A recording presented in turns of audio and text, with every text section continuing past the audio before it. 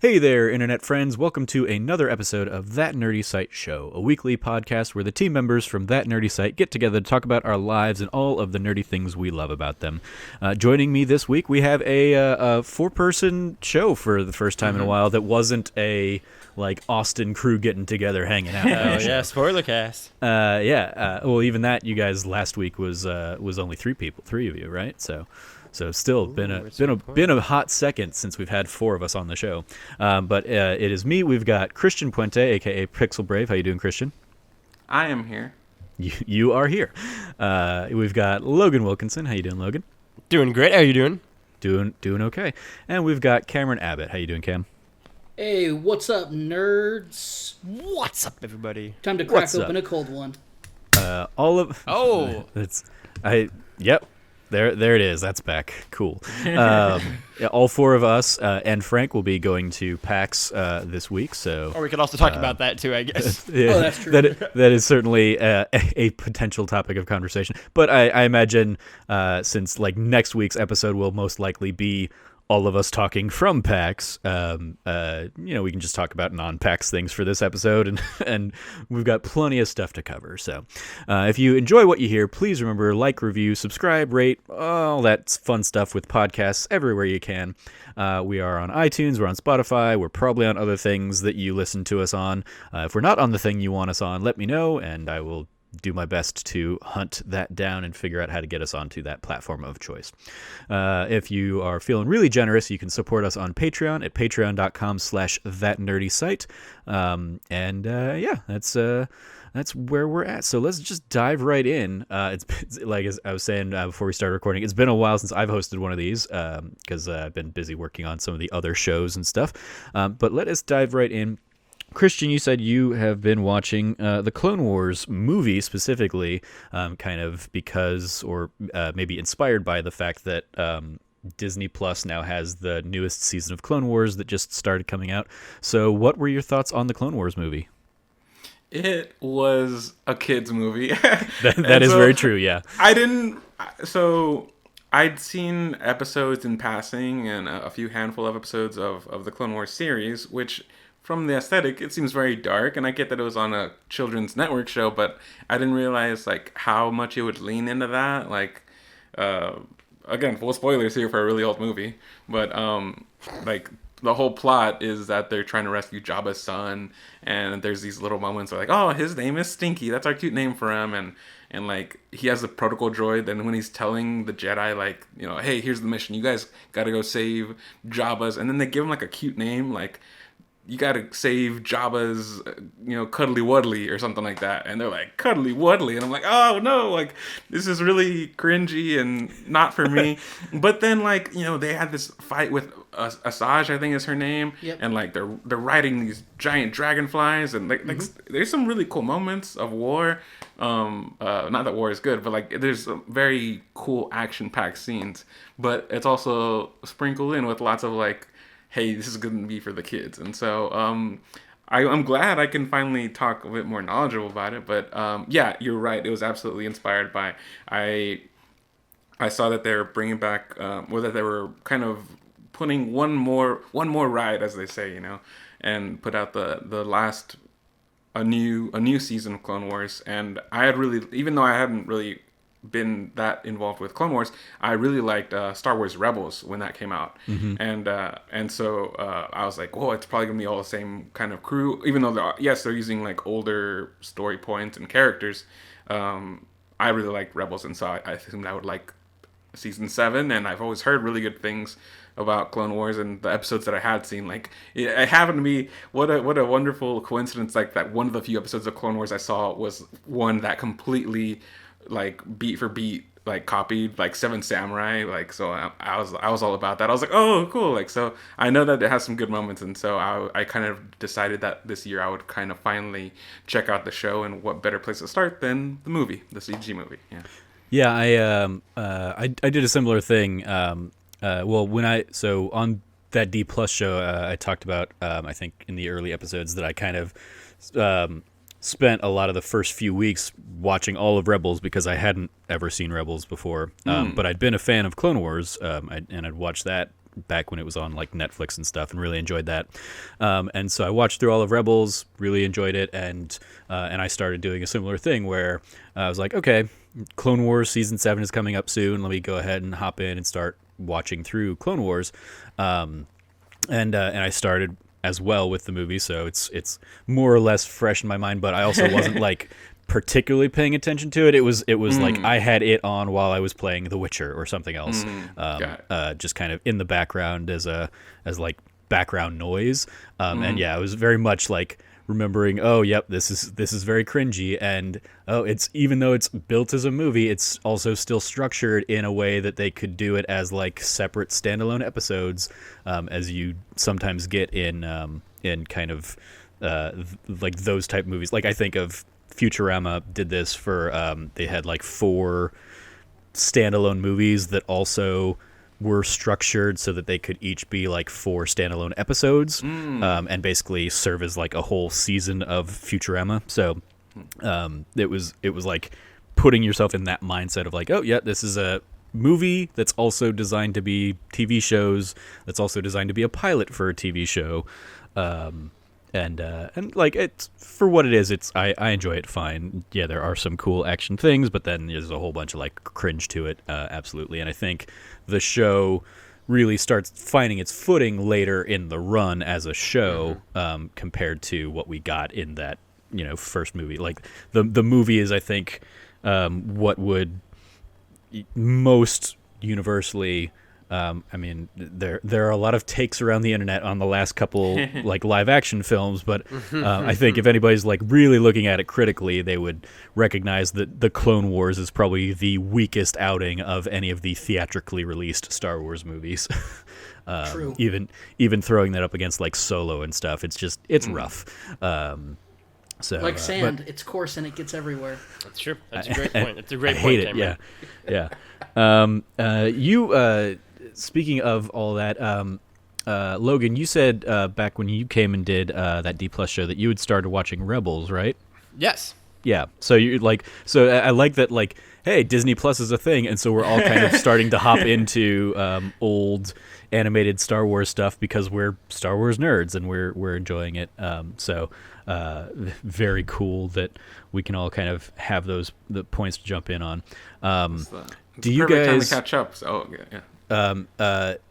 So like one of the big things I see about Clone Wars, the TV show, is watching it like in release order versus chronological order. Yeah. Where do you guys fall on that? Because I don't care one way or the other. I like to go off of a curated pick list because Dave Filoni's a really great showrunner and does a really great job of kind of like structuring the season out. But then you have like guest episodes. Like there's a lot of like insert fluff here episodes. So I usually like to go off of a curated list in a chronological order, but that's just like me. I think that it's totally cool watching it however you want to. I'm not like strong one way or the other because I watched most of the series initially in the release order. The film I think is really good because it like the great parts, Christian, about the film is very much what you get probably starting season 3 onward. It is really cool because it does a lot. Dave Filoni is a true and blue Star Wars like super nerd because he decided to take all the really cool stuff from the expanded universe and touch on it or bring it up or like use it in unique ways to like expand out the universe, but also gave time for like really cool things to breathe. Like the Anakin that you get told about in like the story of Star Wars is definitely the Anakin that you get in Clone Wars versus the Anakin you get in the films, which is a weird thing to say, but makes sense. Yeah. what they do with Anakin's character, with just everything. Also, there is no greater G than Obi-Wan Kenobi. That is for real. Just generally. Yeah, like Obi-Wan Kenobi in the Clone Wars is just top tier like levels of like sardonic humor that is just so good. Like there are moments when like he just says something that is just so ice cold and it's usually at Anakin's expense, and it's just like it's very much this. It really fleshes out the big brother little brother relationship, which, when looking back at episode 3, does make it heartbreaking in those moments. But I think it's great. Watch it whatever way you want, but watch it curated because it's a long 7 seasons. Yeah, maybe you don't need episodes where Jar Jar gets confused as a Jedi or something like that. Yeah, we don't need that. or just most Jar Jar episodes. Everybody should watch the first episode, though, because it has to do with Yoda, the clone troopers, all taking place on the planet of Watto's people. Mm-hmm. So you get like so much extra Watto stuff in there. It's great. I would say personally that what Cameron said is a valid perspective and makes sense. My one thing is that, like, I think people are weird about the Clone Wars and how they view it. Like, in a way that just, like, honestly, truly baffles me. Like, this is a show where, like, you just don't need to watch it chronologically. Like, there's no, like, if you watch the show from beginning to end, over time it becomes more of a chronological based show. Like, it just naturally shifts to, like, occurring later and later on into the actual Clone War itself. And second off, like, this is the way that it was made. So, like, it's that thing for me of, like, well, this is the, or, like, nobody really asks, like, how you should watch the Star Wars movies. Like, it's like you watch them 4, 5, 6, 1, 2, 3, 7, 8, 9 is how you, like, the order they came out in, right? But, like, I would watch this, like, the order they came out in, right? Like, if you want to do, like, a curated list, because there's a lot of episodes and a lot of seasons, that's fine. But, like, I would still start at season 1, then go to season 2, then go to season 3, if for no other reason than also because, to Trevor's point he made earlier, the show gets better as it goes on, right? So if you, like, start off at, like, the earliest chronological episodes and then watch it, you're going to go backwards in terms of quality. Like, I think it just makes the most sense to watch these things as they were made. And so that's what I'd say. I'd also say the internet, like in many cases, gets too hot and bothered about this topic. But that's my personal opinion. Just watch it like that, and it's very good. It's very fine.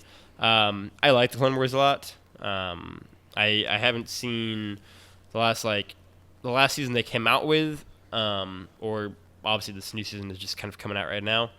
But it is incredibly high quality, very good, and like I think a lot of the best animated kind of art forms, it draws a lot of strength from over time growing and maturing and kind of becoming darker as it goes on, and kind of reflecting the fact that the audience watching it perhaps has grown up with it. And yeah, it's a really neat show. Yeah, I think that's like one of certainly my favorite elements is kind of touching on what Cameron talked about, is that because it spans 6, now 7 seasons, you very much do get a significantly more extended look at these characters.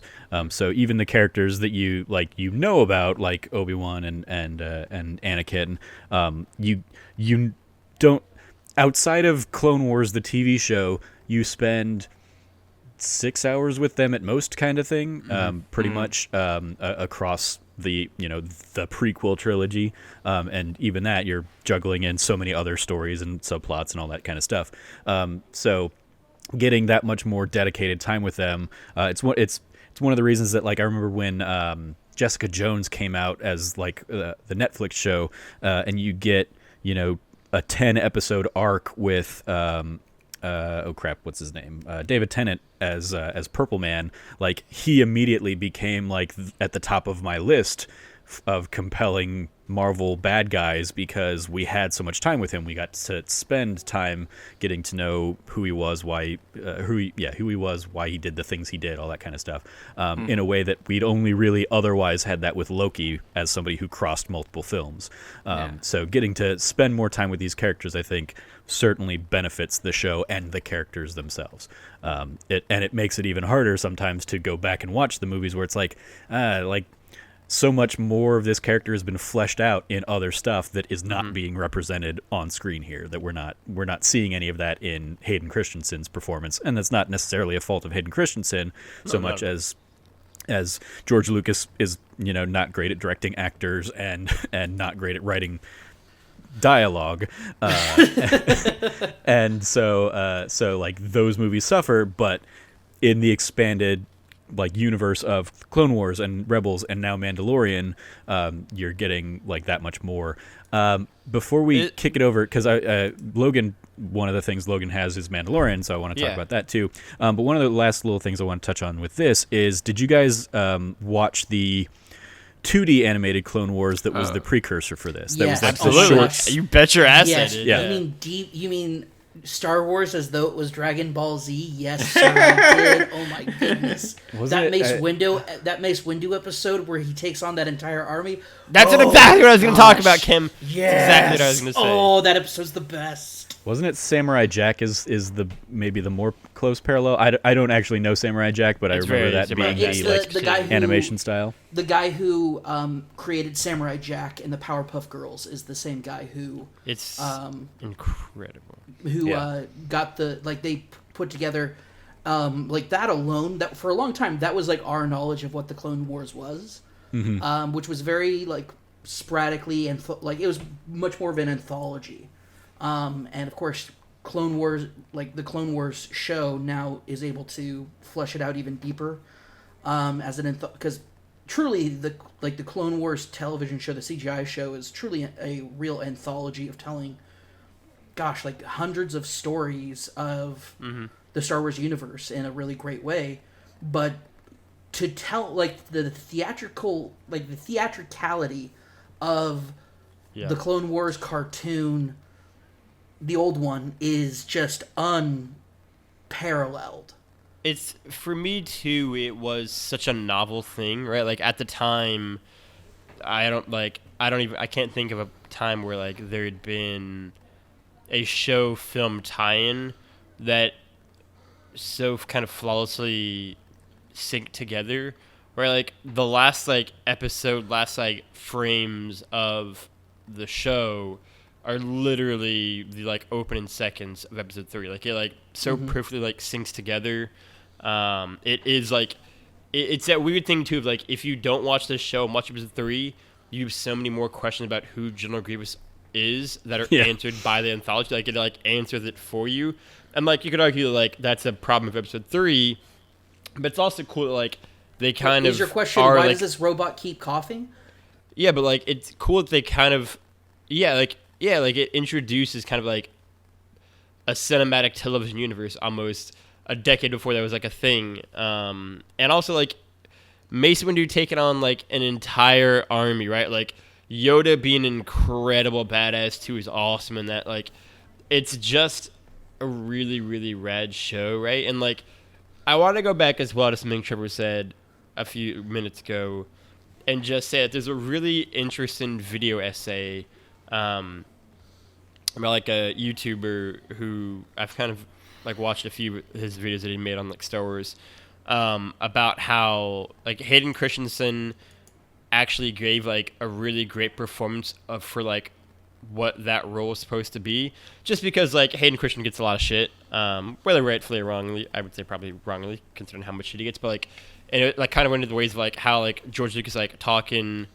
during like the lead up to the movie being released, and then afterwards being like, and like Lucas himself being like, Christensen did exactly what I wanted him to do. Like Anakin is a person who is like so constrained and fighting against some different emotions, trying to hold them all back, that he would come across kind of weirdly like wooden and emotionless because he's trying to fight and hold everything back within him. And like, well, you can argue that like it's a way for him to say like maybe it just didn't come across the way I wanted to in terms of like the writing and directing of it. It is an interesting kind of avenue to be like, maybe he is just supposed to be not a very interesting person because he's just kind of constantly having to like pretend to be somebody that's not. And I just thought it was a really dope video essay and wanted to say that. And also, again, I object to the notion that George Lucas isn't a good director or writer. I think my biggest thing is I think that not to make this into a George Lucas episode, which we can do, but just to kind of finalize my thoughts on it, I don't, because like I watched Empire of Dreams like George Lucas, I love Empire Dreams. in his What a great beginning of his documentary. career, is such a visionary, Yes. but it's very clear he had, Yes. in the time between Return of the Jedi and Phantom Menace, he had lost touch with the Star Wars property.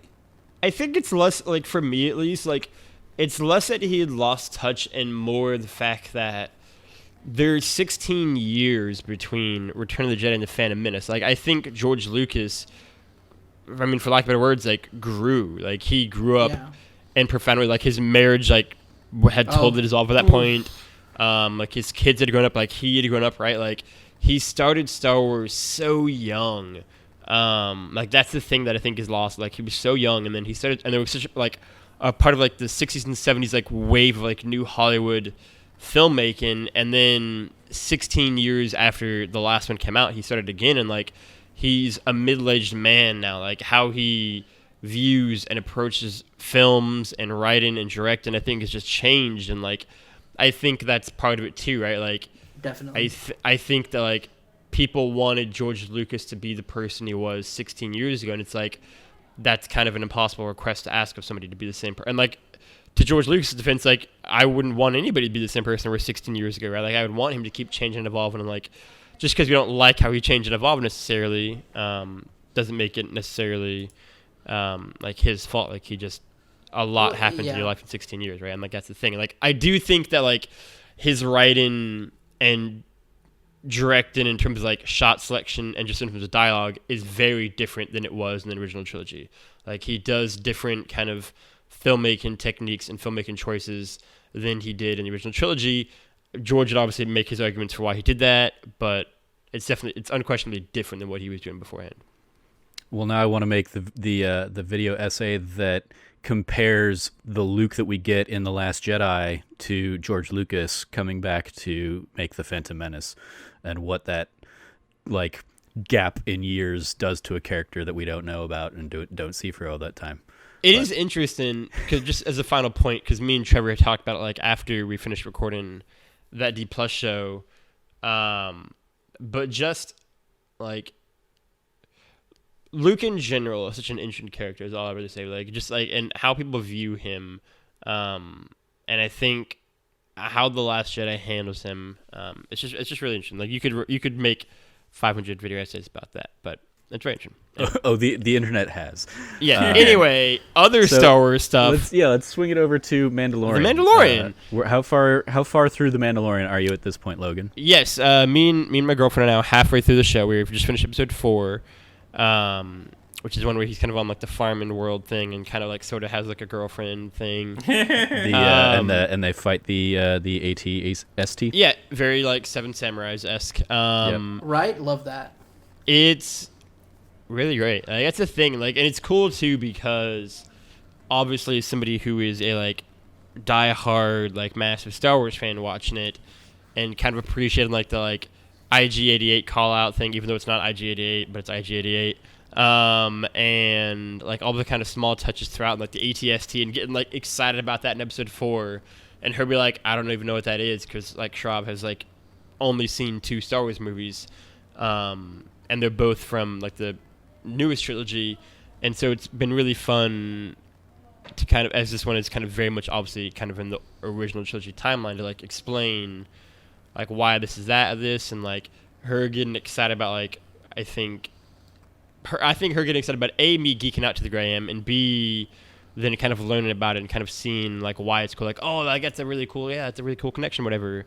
And also, like, obviously the internet gave it away, but, like, Baby Yoda is great. Like, that's the thing. Baby Yoda. Baby Yoda's great. Baby Yoda's amazing. Wait, can you say your girlfriend's name again real quick? Shravia? Shravia. Yeah. No, when you said Shrav, for a second I thought you said Sheev, like Sheev Palpatine. No. Sheev Palpatine. Like, what? I got bad news for you guys. You're dating a geriatric? All right. Dating a Palpatine, aren't we all? But okay. I think, for me, like, The Mandalorian's greatest strength is that it feels like it is an original trilogy property, right? Like, that's the thing. Like, again, go back to a conversation me and Trevor had after we finished recording something after that D Plus show, was, like, I think in a lot of ways Star Wars hasn't really felt like the original trilogy era films. I would argue The Force Awakens is the closest. Some might say too close, but I think at least kind of like touches some of the like magic and more work in the original trilogy. But The Mandalorian gets so close, like it just feels like it is like an original trilogy timeline series in terms of like tone and everything else. It's great. Like obviously, I think from the Mandalorian himself to the supporting cast characters around him to that world, to that time like line it's in, it just works so effortlessly.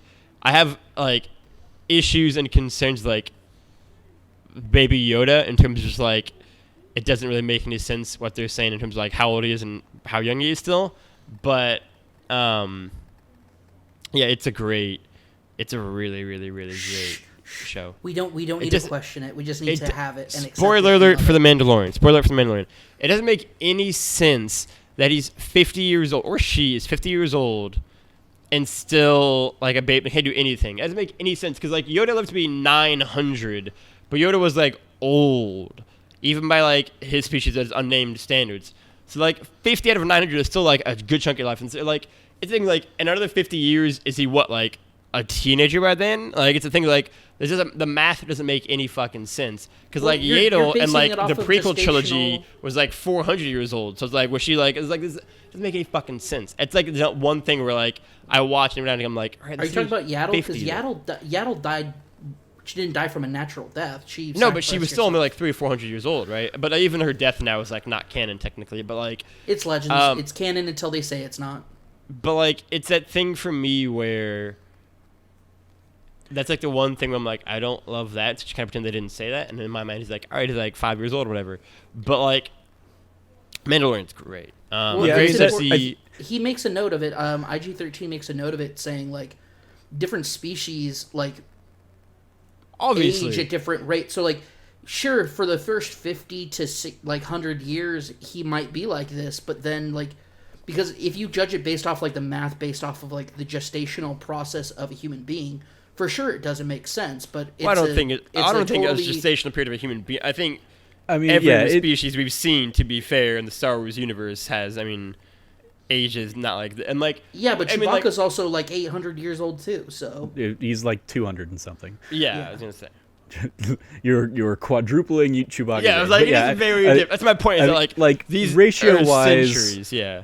Baby Yoda, aka the child, which I think is the more appropriate name given this the context of this conversation, yes. Puts it like if you take the ratio of like Yoda being 900 as an old man kind of thing, it's like say he's 90 or 100, that puts Baby Yoda the child being like 5 or 6 kind of thing. And so it's like that makes sense. Yeah, he's maybe a little more baby-ish than you would expect, but you're not going to see a 5 or 6 year old going out there and whooping ass. And also we don't know what kind of upbringing he had for those 50 years. And I think the more interesting thing in those 50 years that there are, I'm sure, a ton of stories that or a ton of like articles that you can go and read that dive more into this are 50 years and how that ties into the actual chronology of everything. Because as I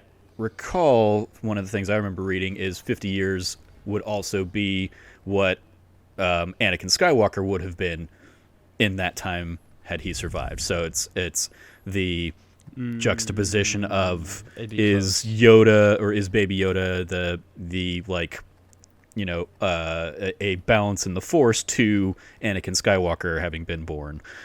It's also important. One of the theories. Oh, that's super cool. I like that. It's also important to note that, as you were kind of alluded to right there, like the internet has dubbed him Baby Yoda, but like we don't technically know that he's the same species as Yoda. To say nothing of the fact that George Lucas intentionally designed Yoda as like never named the species, never named the home planet, never gave any kind of information about. Like it's deliberately one that is mysterious. One of the few things that like was actually kept mysterious in the Star Wars universe as well. So there's only three things that we know about Yoda's past. Mm-hmm. And they're super like outside of the one thing we know is like he's Count Dooku's master, who and that lineage. That's the one thing that we know that's the most fleshed out. And then the other two things we know is that when at some point he left his home planet with a friend, and he's not he's not closely related to Yaddle, but they are of the same species. That's it. That's all we know. And so that's the thing. And and the last two, to Cameron's point, are ones that aren't even in the movies, right? Like those things that happened outside the films. So it's all we really know is that he trained Count Dooku and he trained Obi-Wan Kenobi, and that was the only thing said in the movie itself. And I think it was something that is intentionally kept vague. And so I would be curious to see how much they delve into kind of the mystery of the child, right? Because as Trevor noted, the show never addressed him as Baby Yoda. He's very clearly named the child and not Baby Yoda, right? And they kind of said Baby Yoda. So I would be curious to see what kind of connections they form or don't form, what kind of information they give or don't give. It's also important to note, as my girlfriend, who's only seen 2 Star Wars movies, noted immediately, just well, where is he in the sequel trilogy? Also, because conceivably he would grow somewhat more, and is at the very least an incredibly force powerful person. Potentially, and so I'm just curious also to see what they say for his long-term well-being. Nobody's asking where's Ahsoka Tano going on. It's where's fucking Baby Yoda happening 30 years down the road in the sequel trilogy. There's so much I want to say, but it would just be so much spoiler, so I can't. Sure, I mean I'm sure, but it's very, very a lot of questions. Yeah. Yoda's great. Yoda's the best. Anyway, there you go. All right, let's throw it, Cameron, to you. And you what's your Star Wars topic, Cameron? You specifically want to talk about the Overwatch League, so we'll give you your 2 minutes of Overwatch League talk. Last match of the day right now is happening. Of course, this is the 3rd week of the homestand season 3. That's it's not looking a real thing. like it's this week has been kind of a weekend has been kind of wonky. Some unexpected results are coming out from pretty much everywhere. You're seeing it's really interesting. Now, I'm not surprised that I love that so far you could be saying this about literally any sport, and I'd be like, yeah, that checks out. I don't know what the fuck he's saying. It's important to know, and that's why I'm doing that on purpose, guys, because I don't want to make people think we'll give out too much stuff that makes people confused. But to those who are on the end, who are in the know, they get it. Not surprised, however, that Philadelphia was able to beat my boys, the NYXL. Hotba was previously their off tank, and it's clear they knew his number. New York and Philadelphia, no, you can't ever really anticipate how the series is going to go, regardless of which where each team is at. But I also think both Philadelphia knows who they are. They're working well as a cohesive unit. And New York is still finding themselves with Who Are You and Hotba in their lineup now, and making the decision to not play Libero for the entire series was... I'm curious about the decision on that, but it's fine. Outside of that, you had the Houston-Boston game, which for the first time ever went to a game, a round 7. We got there. It happened. We could see the draw. We had the first ever draw in Overwatch League. It was amazing. In that it was terrible. Great. Then you have, there's just a lot of really cool stuff that's going on. The homestands, of course, are really cool to see each team kind of where they're showing where their home is at, showing getting that home field advantage finally. But probably the biggest thing and the reason why I'm going to be bringing it up every time I'm on the show, guys.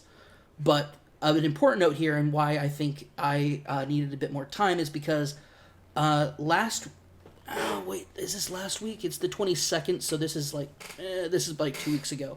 I got a DM from a fan of the show, and they said, they DM'd me out of the blue and just said, hey, I don't know when you guys usually record that Nerdy Site show, or the next time you'll be on it as the cast is rotating, but on the most recent one, which is the last one I was on, you mentioned how you'll discuss Owl every time.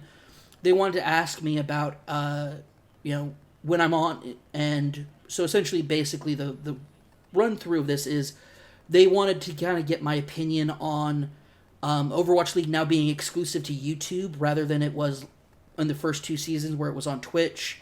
Kind of how the integrations from Twitch were left behind, including the way to get Overwatch League tokens to get the new skin that they just put out for Brigitte, which is the goat skin that they put out for her. All the different things between tokens, leaderboards, the Overwatch League Pass, emotes, dashboard, multiple camera, like the suite that was built through Twitch is gone now, and I will say this up front. It makes sense money-wise. Twitch had paid Overwatch League $1 million for the first season, and then like $1.5 million for the second season exclusivity rights. YouTube clearly came in and outbid them. I think that right now the viewing experience for Overwatch League has been simplified, but at the same time I feel has been, especially for people who've been watching since season 1, it's a hard transition. I hope they'll get there, but I also, knowing the lack of good infrastructure from YouTube as far as like these really integral features that were built through Twitch, it's a tough one. And so I definitely feel people were at, specifically, I agree with people who think that it sucks that they moved over to YouTube. I think that it was, as far as the viewer experience goes, it's a massive step backwards to even pre-season 1 kind of state and standard of this. We'll see where it goes from here, because we are only 3 weeks in to what will be a long season, but yeah, it's just sad. But I will also say thank you so much from a massive fan out there. You know who you are. We love you. Keep being awesome. Thumbs up. Right, Thumbs yeah. up. I don't know what any of the things you said were, but yeah, shout out. It was shout out to Zyger. fans. Zyger's the one that asked I mean, me. like the. Oh, never mind. Take it back, man. God damn it! I mean the, and when we get that video game news show up and running, thank you Patreon supporters. That's something that, like, that's a story that I certainly would have been interested in kind of tackling on something like that show, of the Overwatch League signing away the rights and going to YouTube.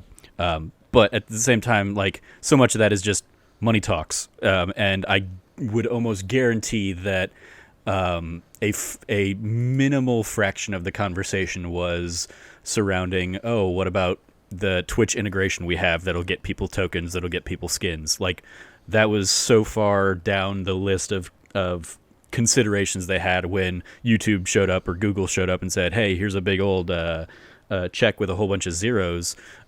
You're coming to us now, right? I'm sure they were like, yes, we are, because Activision Blizzard.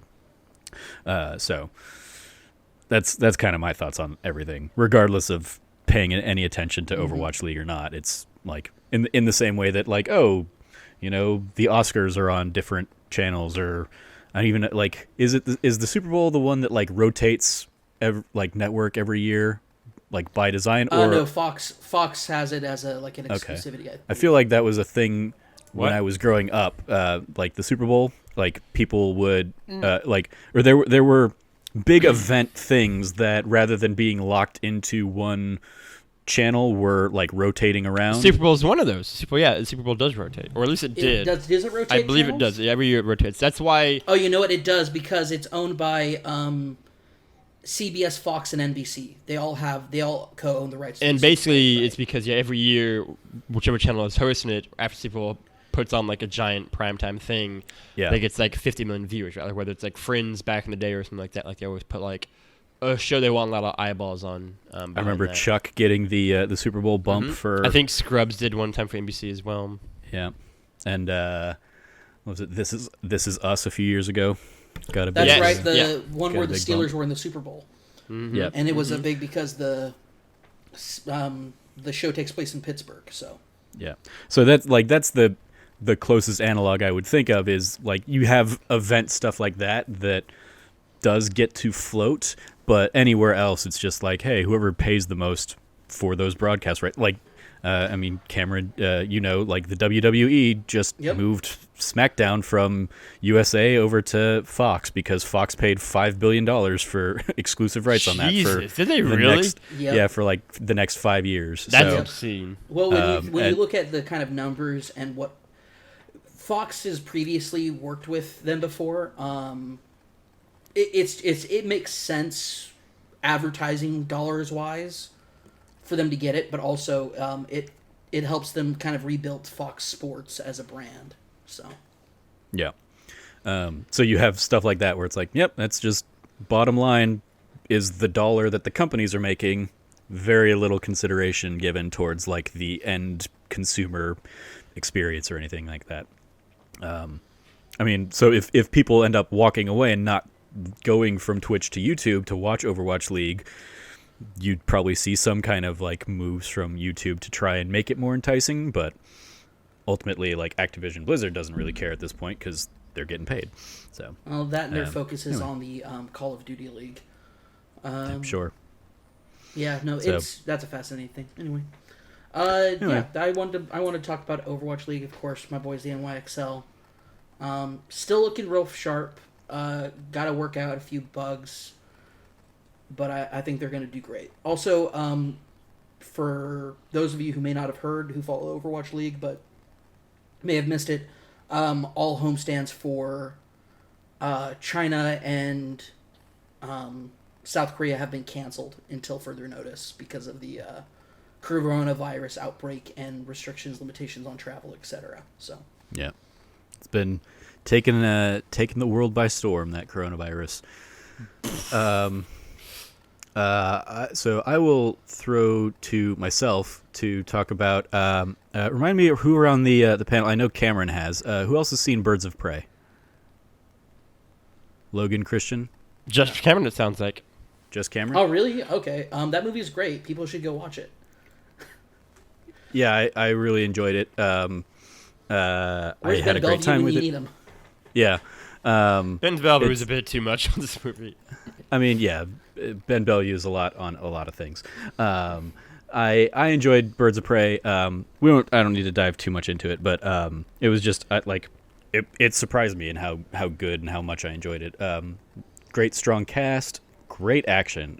It's got some of my favorite action sequences in recent years. In particular, there's a fight in evidence lockup that Harley uses a bat for, and the way she uses the bat has me thinking of it as like my favorite non-lightsaber sword fight in a movie, probably since Stardust. The Stardust have a kid? I've never seen it. Stardust is I know a movie it is, I just never seen it. Stardust is phenomenal. I really enjoy Stardust. It's the best closest analog I can make to it is like it's a more modern day Princess Bride type of story. Really? So it's very fantastical, kind of magical, little fairy tale type story. I might have just been listening to the wrong people at the wrong time because I remember seeing it and being like, hey, look at a sky pirate and stuff, but yeah, I think Robert I didn't De hear Niro good as a things. gay sky pirate, phenomenal. Yeah. But it has some particularly innovative and engaging and interesting sword fights in it that I don't want to detail too much because it kind of spoils and gives it away. But the way they use sword fighting in that I really enjoyed, and not since that movie outside of lightsaber duels in the Star Wars films have I seen a sword fight that well done.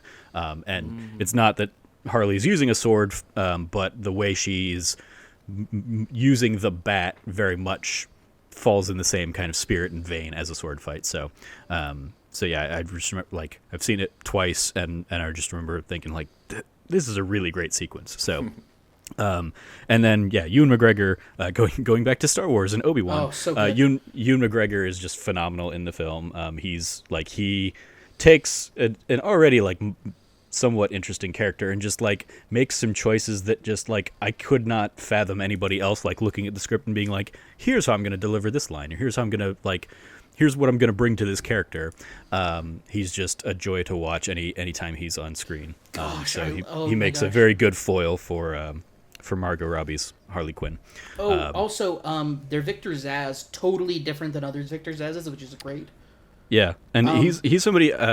It's Chris Messina, who I remember in the Mindy Project. Oh, you remember? He's what? Yeah, he's far more famous for the Mindy newsroom. Project. He's far more famous for the Mindy Project. I know him from the newsroom, being the owner of A&N's. Like, he's the head of the news division. He's really good in that show. Yeah. But yeah, he's a very interesting take on Victor Zsasz, and the dynamic that he and Ewan McGregor have is really fun. And yeah, it's a very fun action film that unfortunately, like, it seems like just people aren't showing up, or there's a lot of factors at play. The it having an R rating is not helping. It being like the follow up to Suicide Squad is not helping it. And the studio seems to think that it's the name is the problem. And admittedly, Birds of Prey and the Fantabulous Emancipation of One Harley Quinn is not a great name to tie it into the broader DC universe, but yeah, it's a good movie, and I think it'll get its due in kind of I think it'll be like a cult classic kind of film. So yeah, check it out if you have not already. It's the first time I've had a really chance to sit down and talk about it on anything, I think. So just wanted to give it a little bit of love there.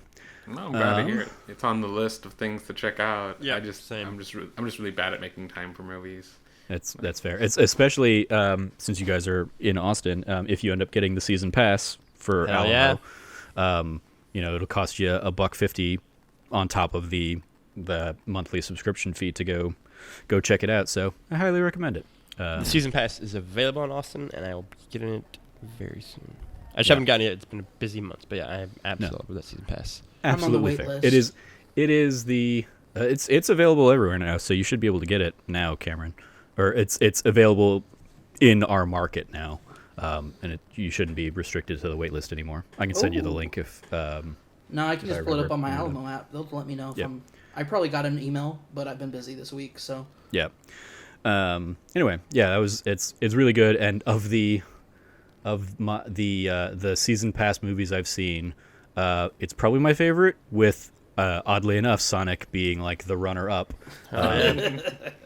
But admittedly, the other competition on top of that is Bad Boys for Life, which was fine, but just not my better than I thought it was going to be. And then Doolittle was terrible. Do not see Doolittle. even if you get season pass, do not see Doolittle. Your time is far more valuable than that. Can I make the final topic of a discussion Sure. a sequel to last week's conversation? Because after the fact, I learned that Cameron and Trevor each liked Sonic. Yeah. And as the guy fighting the good fight in our episode last week, as the guy who's like, Sonic is good, actually, guys. And Frank and Christian were like, it's all right. Yeah, and I'm like, nah, it's good, guys. Sonic was fun. The first time ever, Sonic was good. Yeah. That was one of my favorite tweets I got to make, which is like, Sonic is good, actually, guys. Everyone agrees. Yeah, it was a lot of fun seeing that with Cameron. And we saw it basically like 2 hours after you guys did, I think. Yeah. Just in our time zone. It was just so good. It was so it's funny. It's funny and it's good. It's a fun, yeah. It was a fun movie, and we weren't even seeing it with like the ideal crowd of like families and stuff. It was, our theater was not packed. Our theater, it was like us and then like maybe a dozen other people probably in our age bracket seeing it, who were like just probably video game fans that wanted to go see it on opening night. Cameron, I think, had some of the loudest laughs in the theater, so sitting next to him for that certainly helped. I feel like I was laughing a lot. Like, I was sitting right next to you, Logan. Yeah, you definitely, yeah. It's a fun, funny movie. Yeah. Like, it's just I remember my review being a lot more positive, but I will say that I mentioned this after the fact because I guess we kind of were going long, and so we did cut off the podcast eventually. Mm-hmm. But Logan and I both walked out at the same time, and I told him a little bit that I didn't make it onto the show, but something I wanted to bring up was that for me, another disconnect was that it was not the version of Sonic that I was used to. And there's so many different versions of him. Logan I know had said we were all prepared for the one with the creepy teeth, but it's okay. Well, I mean, so Logan was talking about how they nailed Sonic for him, and for me, I guess I just played different games or watched different cartoons. I was more used to like the more kind of grown up, a bit more calm and collected Sonic, not so much like the fart jokes and stuff like that. So, not that I say that doesn't belong because it's aimed at kids. So I feel like they picked the right Sonic for the right movie. I was just saying that it took me until the end of the movie to kind of really start wrapping my head around it. Like, I guess an analogy would be that in Detective Pikachu, I knew it was not going to be the same Pikachu from the series, but before Ryan Reynolds got cast as him, and I'd seen the cinematics from the game, it was a lot more of a grizzled, like, people would talk about like getting a Danny DeVito voice or something like that. And so I was used to those scenes of that version of Detective Pikachu, and so I wasn't really With a used Danny to the kind of DeVito wily Detective Pikachu? Well, if I don't know if No, if I you saw played him. the game or I saw seen. him. I mean, I think Danny DeVito would have been great for it, but Oh, you sounded like kind of skeptical. So like where I was going was that instead we got this kind of more younger, wily, kind of like sillier, goofy. And same thing with Sonic is that I was expecting you even see this kind of version of Sonic in Wreck-It Ralph for like a half a second, but like I was kind of used to the more kind of 90s extreme kind of version. So that's why I was kind of I mean, I obviously saw from the first trailer that it was not going to be like that, but still, like, it just took the whole movie for me to kind of really, like, finally accept it, if that makes sense. Like, That's fair. I mean, yeah. so that's where I had the most disconnect, I guess, is what I was trying to say. I think I just didn't come into the movie with any kind of, like, preconceived notion of what Sonic was going to be, because I haven't watched a lot of the movies, or not the movies, the shows, or played really a lot of the games or anything, so I don't have a character of what Sonic is in my head. So coming into this, like having seen the trailers and stuff, I was like, okay, it's going to be Ben Schwartz being, funny, fish out of water kind of comedy, whatever, cool. I've in the time since seeing the movie, I've started watching the Disney Plus or the new DuckTales, in which Ben Schwartz plays one of the one of the nephews, and so it's like, oh, he's just pretty much playing that same kind of character thing, and so it's like I like, yeah, there was no template that I had that I was walking out into that movie expecting. It was just like, okay, I'm along for the ride. It's gonna be him being funny. Yeah, some of the more juvenile jokes just kind of was like, whatever. But I thought, Sonic and James Marsden had good chemistry, and especially like it's one of those things, like I didn't even think about it in the moment until somebody was talking about it afterwards. I was like, oh yeah, like James Marsden is just acting opposite nothing that entire movie pretty much, and it, like, I never thought to myself while I was watching the movie, oh, James Marsden is acting against nothing. James Marsden's a good actor, people. Yeah. No, I think yes. I mean, I've been a fan of his for many years. He has a lot of hate for the dumb face in X-Men, but that's it. Like, that's the only bad thing. I mean, like, that's a Cyclops design character problem that more than anything else. Yeah. Well, you can't stare into his beautiful eyes when he has the visor on, Yeah, exactly. Or, like, when you don't have eyes, it makes acting significantly more difficult. What I said too in the spoiler cast is that watching this Sonic movie makes me excited for like what they can do with Sonic 2, right? Like, yeah. I think they'll just learn so many lessons, right? And I think they'll just take so much and build a stronger movie, build a movie that I think can really lean even more into the chemistry between the characters and exploring the world and having fun with it. And like, it's that thing for me, but like, this is the first one that's kind of setting things up, and like where they go from here, I think really excites me and leaves me with a lot of curiosity. While I was just saying that, like, I love the end of this movie. I think the end of this movie is a great, like, end. If it was to be just, like, a standalone film, it is a good ending, but I'm excited. It leaves more questions than answers, and that makes me excited. Yeah. Even that, like, even if, because they obviously clearly tease a few things for a sequel, but, like, even if it was the kind of thing where Super Mario Brothers, the movie, teases things for a sequel that we never get, but it... So, like, this movie, I think, still ends in a better place where, you have, you have Sonic's arc of the movie resolved Completely, and it's a like he ends in a nice place where if we never get another Sonic movie, it's still like, hey, that was a nice his little arc button is, for kind of him. come full circle here. But yeah, I'm in the same boat of like I didn't think I'd walk out of this movie being excited for what a sequel to Sonic would be, but I think Jim Carrey was a lot of fun. I think some of his stuff is just like, okay, this was not needed at all. Like there's a whole 2 or 3 minute sequence of him dancing to stuff, and it's just like, nope, this is just like somebody wanting to see classic Jim Carrey, which I'm like, whatever. It's like a lot of my issues. I don't have the like Ace Ventura and stuff like that. Like Liar Liar is probably my favorite Jim Carrey movie growing up, or if not counting like the Truman Show probably Truman is Show is realistically a phenomenal favorite. film. It's a masterpiece, yeah. But it's But not that Jim doesn't count. Carrey being Jim exactly, Carrey kind of thing. exactly. It's not him being the wacky, like Ace Ventura, The Mask, like the classic Dumber, Jim Carrey stuff. Yeah, I hate Dumb and Dumber. What? I just it didn't click for me. So like I am not a fan of Dumb and Dumber. This answers so many questions.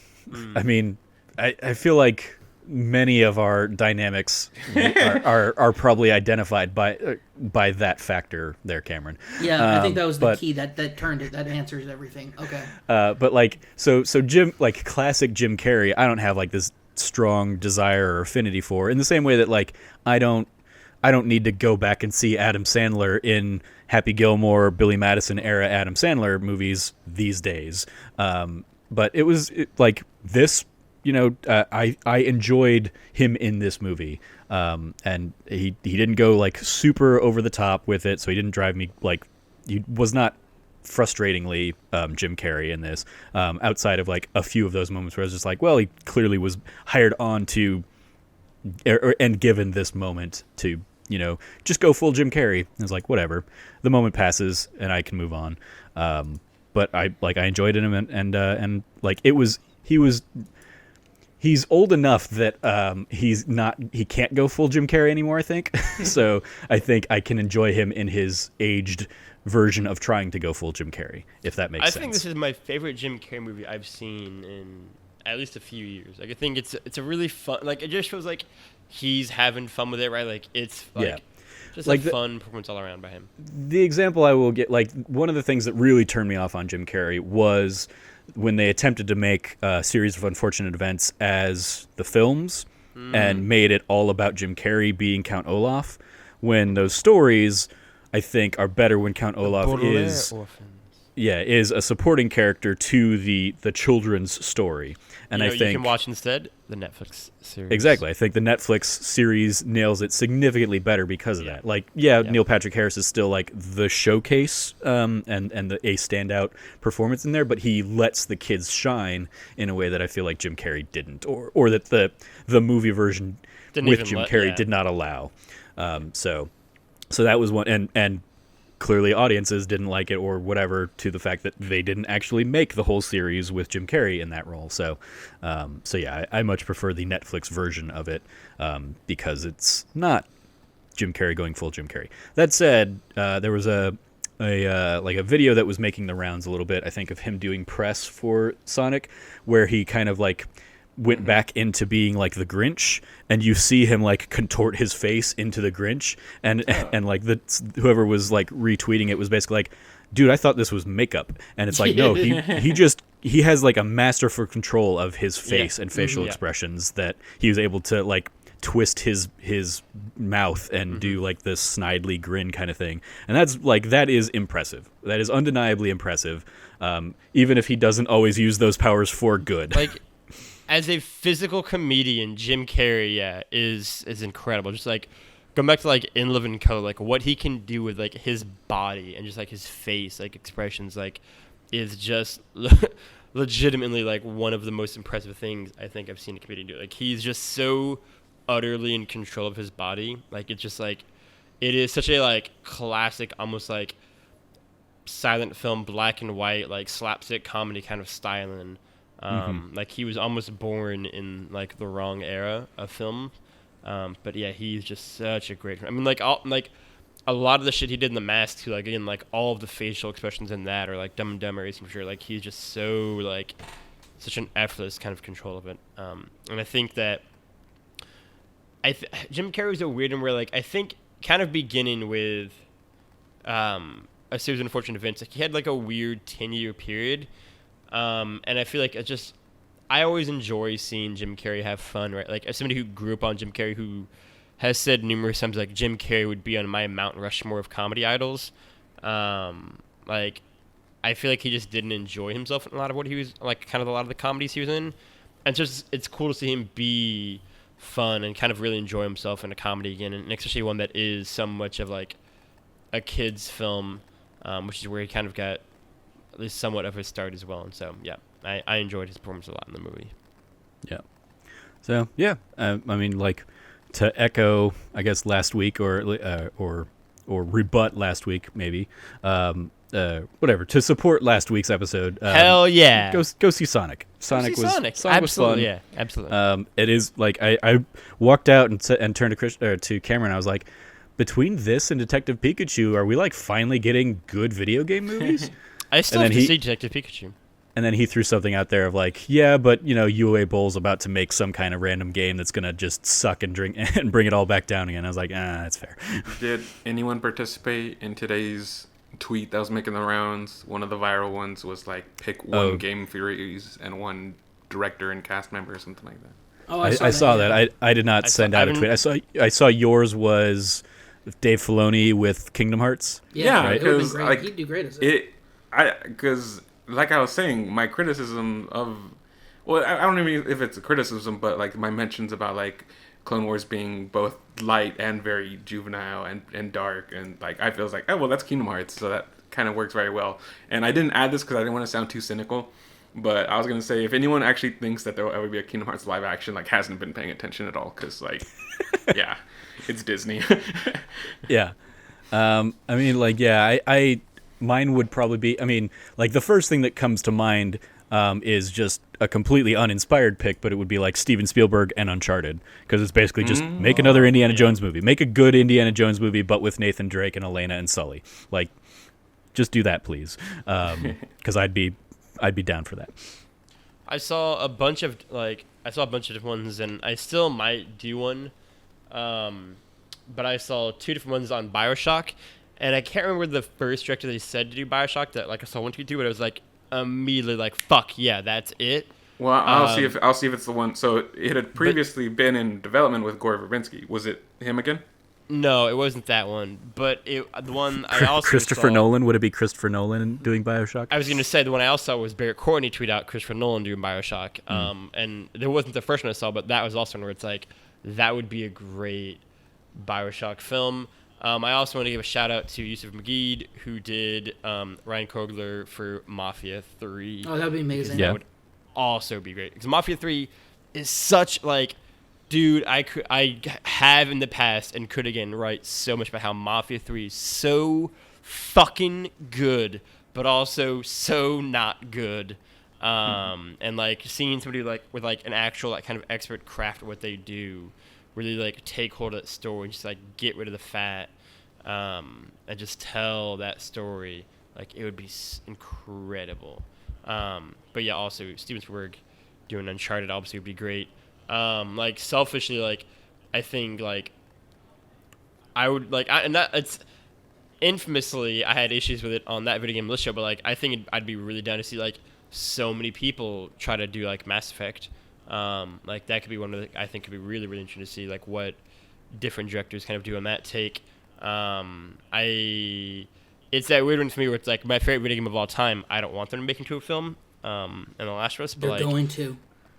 No, they it's really going won't. to happen. It's going to happen, No. and it's going to not, and you're going to be like, I didn't like it, and it's going to be like, okay. Yeah, I mean like, and it'll be fine, but like, but I also don't think they will. I mean, Uncharted's been in hell for 50 years, but like, I think that Mafia 3 and like BioShock is one for me where it's like that is a story that is like so ripe like for a really cool interpretation of that story by like an awesome director. And I think Chris Nolan is an interesting one in particular because like how he handles twists and how he handles kind of, I think, navigating like the kind of unique nature of, spoiler alert for BioShock, like the would you kindly moments, and like how he would seed them into the film, I think could be done really, really well. Like he's just kind of the best, and so I'd be very excited to see what he does with that.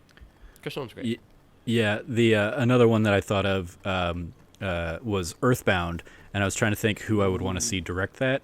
And initially, I was like, well, John Hughes, but he obviously can't. Oh, that'd be so really then cool. I started thinking about who would have like a fun look at like nostalgia and Americana and stuff like that. And I come back to, again, Steven Spielberg in particular. And this is something I talked about with Kyle Stevenson on an upcoming episode of the Best Friends Talk Funny? KF Best Friends, or KF Best Friends Talk Funny.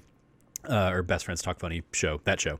He and I talked about Ready Player One in particular because I love, like, I watch Ready Player One through the lens of this is my kind of funny community experience brought to life, and so that movie holds a special place in my heart because of that. And also, I think Steven Spielberg does a good job of like playing with filmic nostalgia and like the choices that he makes in that movie would make for a fun Earthbound movie as well. Two things on that note. I found the BioShock one, but before that, I saw somebody talk about the Wachowskis for Earthbound as well, and I think they would do them after like their Matrix trilogy. Like I think they could actually do like something really fun. With Earthbound. But the bigger one is for BioShock. It is Bong Joon-ho. So Parasite. Yeah. Oh, yeah. Everybody would think about for Parasite, but like him doing Snowpiercer is very much like I would love to see his take on. His type of I mean, that is very much a great. BioShock kind of story. Yeah, like even more than Chris Nolan, like him doing BioShock would be like phenomenal. Like it'd be such a great film. And so, yeah, I'm very excited to see that movie happen. It never will happen. I was gonna say, very excited to see this thing that will never actually happen. But like, just like imagine it, and like again, like we get a pretty good look at it in Snowpiercer, and it is incredible. Cameron, did you have one? I don't really know.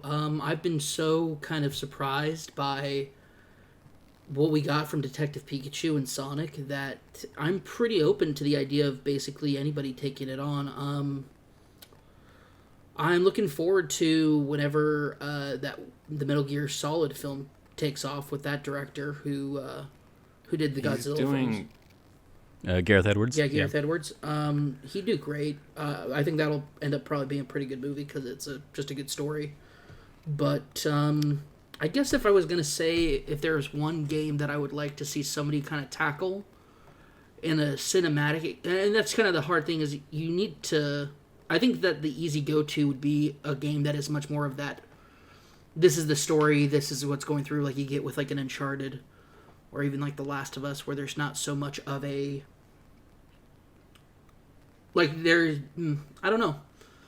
I do not know at this time. Like I saw this thread go on all day today, and I just couldn't come up with a good one. I mean, there's tons of great examples that people put out there, but, yeah, just none that I can really think of that I would probably want to put together. I mean, even when I think about like what I would want from like some of my favorite games, you know what? What's up? Somebody from Pixar making an Overwatch movie. That'd be great. Yeah. Yeah. I love this thread as an aside. I was gonna say, yeah. But I just want to give a shout out to Monkey Island, directed by Taika Waititi. Oh, that'd be so good. That would be so good. That'd be fun. I'm trying to so I want to see I was trying to think who some of the directors are that I really love these days. Damien Chazelle, who did Whiplash and La La Land, La La Land. So I'm trying to like think of what a good game series would be for him, and I'm coming up short because I'm like it has to, like, music has to play an integral role in the thing. He did The First Man though, and it's really great. Yeah, too. but like so what I think of when I think of Damien Chazelle is like I will watch whatever little odes to jazz that he wants to make. I just realized he clearly loves that so much. Oh, so we music. But Denis Villeneuve is another one that I want to see, and I just don't know. I take back my answer. Taika Waititi doing a Devil May Cry film. Okay. I'm gonna go a step further now that I think about this actually, and say Taika Waititi for Brothers: The Tale of Two Sons, because I think he could make a version of that game film that is very much like Hunt for the Wilder People, which is one of his movies that I just really, maybe my favorite movies that I just adore. And it has very kind of similar vibes. There's like kind of two people doing things. That one's much more of a father-son, but I think he could nail that. Another one that I saw pop up was Greta Gerwig for Untitled Goose Game, which I think is just That'd be so pretty good. amazing. Oh, she'd be amazing. With the caveat that Tilda Swinton stars as a goose.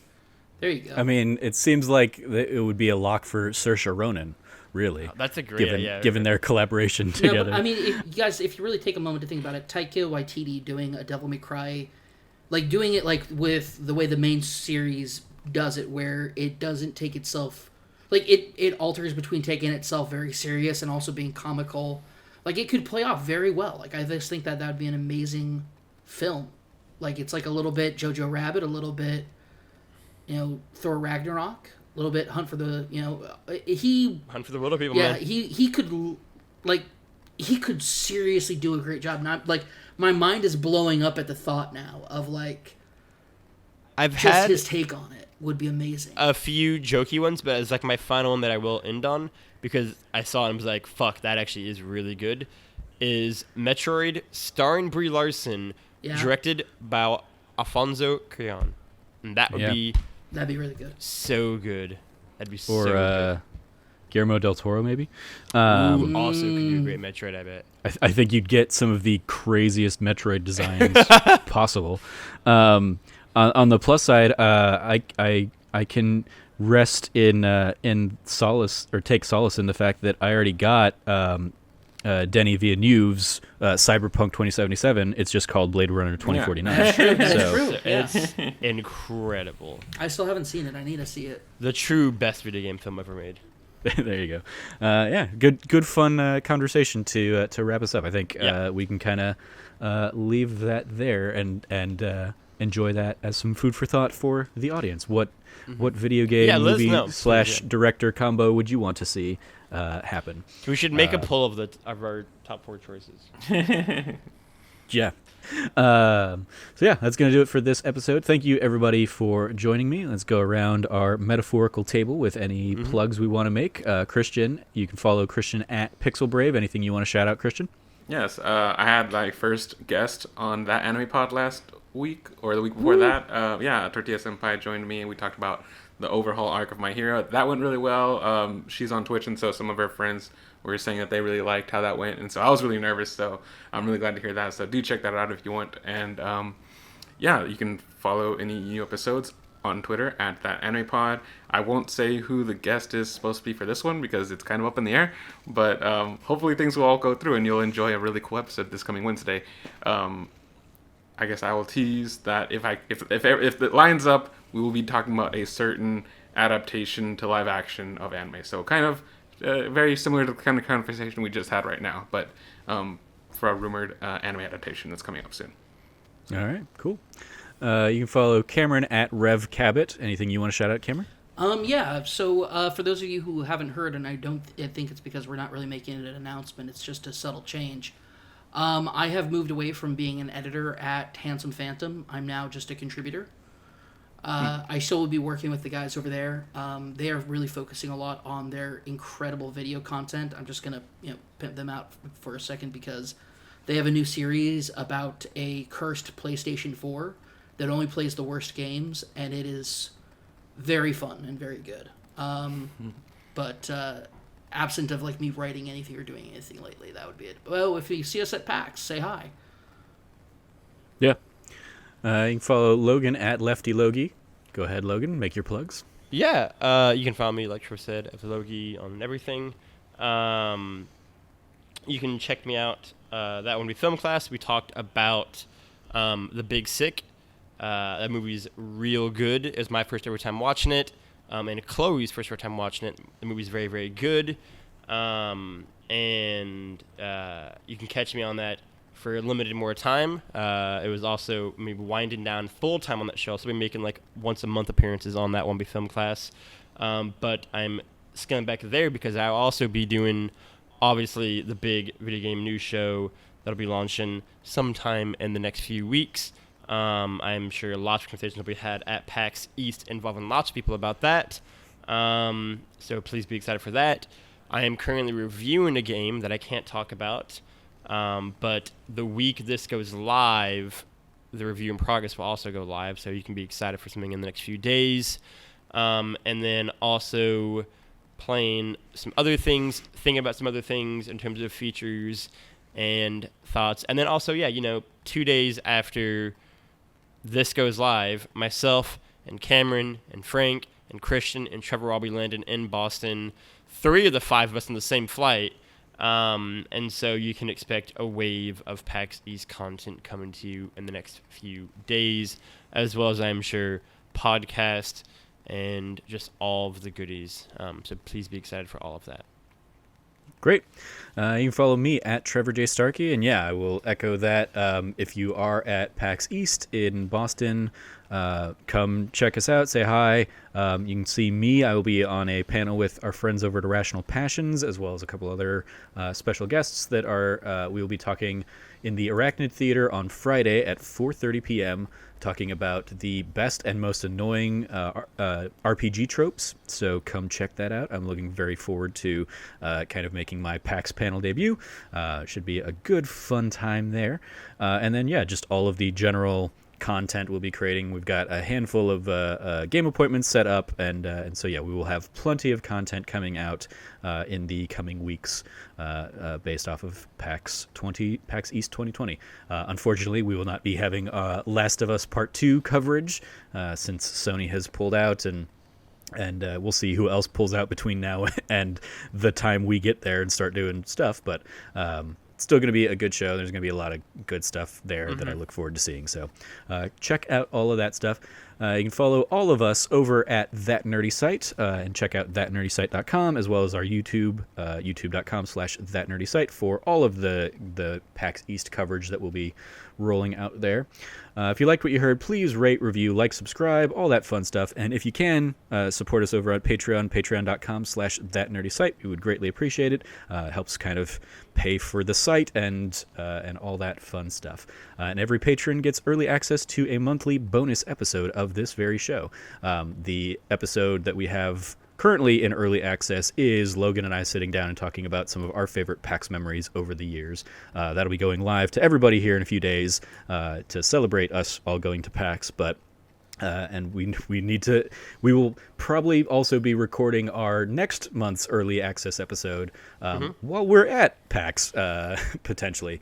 So keep an eye out for that if you are a Patreon supporter. Yeah, Logan. I thought of one other thing related to me and Trevor talking about things that we teased a few weeks ago. You can also possibly this weekend, me and Trevor might be sitting down and recording something involving a certain mom who's possibly dating a vampire hunter. Who knows? Vampire. She's mom dating a vampire. Not the vampire Fuck you, hunter. Cameron. Let me get what I want, all right? And so stay tuned for that. There you go. Yes, that is a potential D+ show tease in the making. So check that out when that episode comes to that D+ show's podcast feed. Thank you everybody for joining me this week. Thank you audience for joining us. Thank you for listening. Stay nerdy and be good to each other.